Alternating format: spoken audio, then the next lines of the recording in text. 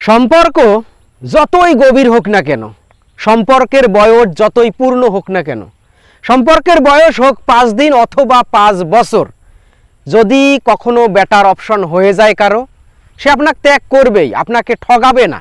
ওটা ত্যাগ করা বলে, আমি বলবো ত্যাগ করে। হ্যাঁ, ঠগাঠগির কিছু নাই, সেটা প্রকাশ্যে হোক অথবা গোপনে। দেখুন, আপনি বলতেছেন যে আমার সর্বোচ্চ দিয়ে আমি তার জন্য তাহাজ্জুদ পড়েছি, আমি তার জন্য 5 ওয়াক্ত নামাজ পড়েছি, আমি তার জন্য সিগারেট খাওয়া ছেড়ে দিয়েছি, আমি তার জন্য যত খারাপ কাজ আছে ছেড়ে দিয়েছি, তারপরেও আমি তাকে পেলাম না। এটা আপনার ভাষ্য, আপনার মন্তব্য। মানে আপনি বলতেছেন আমার ভাগ্যটা এতই খারাপ যে বিধাতা সৃষ্টিকর্তা আল্লাহ পাক আমার দোয়া কবুল করেন নাই, তার সাথে আমার জোড়া করেন নাই, বা তার সাথে আমার মিলন ঘটান নাই। এটা হলো আপনার ভাষ্য, আপনার মন্তব্য। আপনার ভাষ্য এবং আপনার মন্তব্যটা আমি এখানেই ফুল স্টপ দিয়ে রাখলাম।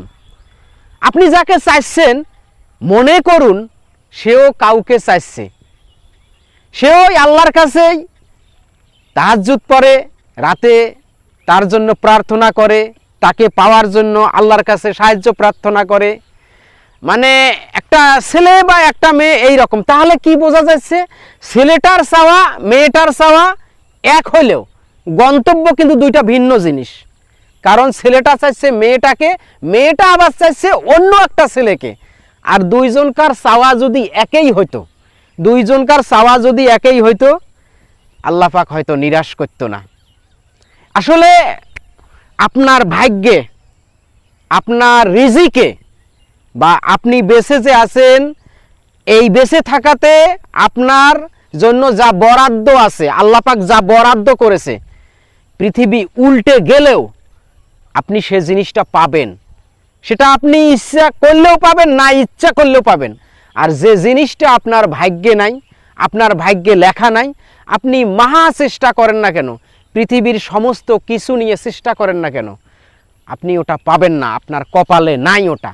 অতএব এই জিনিসগুলোকে নিয়ে বাড়াবাড়ি না করাটাই ঠিক। কারণ সব কিছু ভাগ্যের ওপর ছেড়ে দেওয়া উচিত। কারণ আমরা তো অদৃশ্যের খবর জানি না, অদৃশ্য সম্পর্কে আমরা জানি না, গায়েব সম্পর্কে আমরা কিছুই জানি না।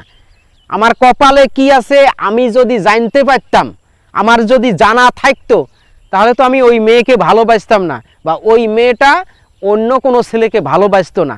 তাহলে তো আমার যার, মানে আমার ভাগ্যে আল্লাহ পাক যা রাখছে তাকেই আমি ভালোবাসতাম। অতএব এটা নিয়ে মন খারাপ করার কিছু নাই। আর ভালোবাসা এরকমই হয়। পরিশেষে একটা কথা বলি, দেখুন, জন্ম মৃত্যু বিয়া এলে সব আল্লাহর হাতেই, আল্লাহর হাতেই এলে সব আছে। শুধু প্রেম ভালোবাসাটা একটু শয়তানের ধোঁকা, একটু শয়তানের চালাকিতে উল্টে পাকে হয়।